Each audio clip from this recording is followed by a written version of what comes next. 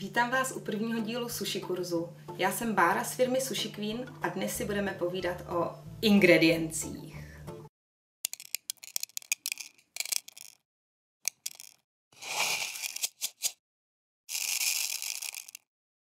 Máme tady sushi rýži,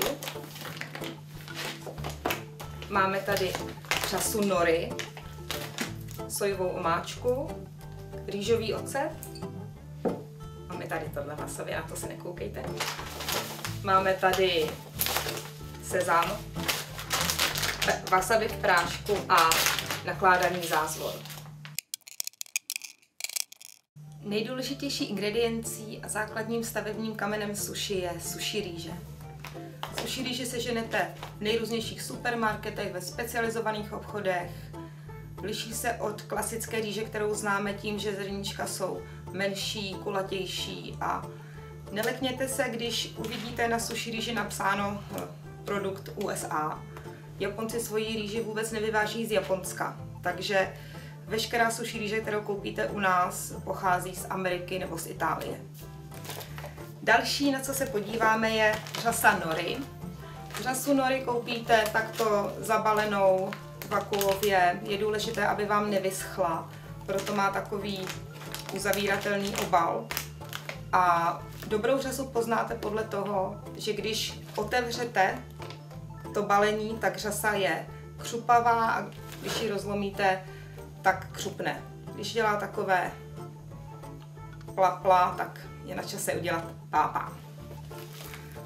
Další sojová omáčka. Asi znáte sojovou omáčku Kikkoman. Já bych vám doporučila vyzkoušet tuto omáčku Yamasa, která se vyrábí přímo v Japonsku a je kvalitnější. Seženete v obchodech, na kterých potom najdete pod videem odkaz. Důležitá ingredience pro ochucení sushi rýže je rýžový ocet. Rýžový ocet ochucujete ještě cukrem a solí, to většina lidí doma má, ale rýžový ocet, pokud nemáte, pořiďte si, budete ho potřebovat. Mám tady sezamová semínka na posypání sushi.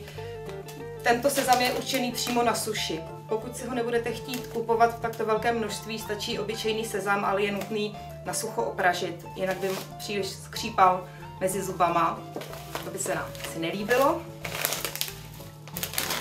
A dostáváme se k wasabi.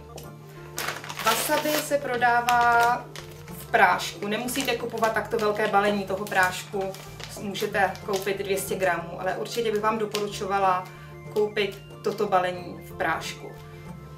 Prodává se i takovéto wasabi v tubě. Abych byla upřímná, nepotkala jsem u nás wasabi v tubě, které by bylo dobré, takže na co si zbytečně kazit sushi, které dá tolik práce, takže tohle zahodíme.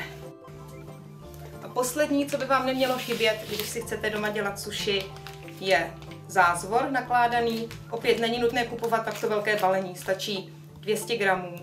Ale i kdybyste si koupili takové velké balení, tak v lednici vám vydrží nejlépe, když ho přelijete i s tím nálevem do zavařovací sklenice. Můžete mít klidně 3 měsíce, půl roku v lednici a pořád bude dobrý. Pokud budete mít tyto ingredience doma, už vám stačí jenom koupit si čerstvou rybu a můžete dělat sushi. Samozřejmě vám se doma neobjeví ingredience na stole sami, proto najdete informace o obchodech, kde si tyto ingredience pořídit, dole v textu pod tímto videem. Spoustu informací o sushi najdete na našem webu, na našem blogu, sledujte nás na Facebooku nebo na Twitteru a to je pro dnešek všecko.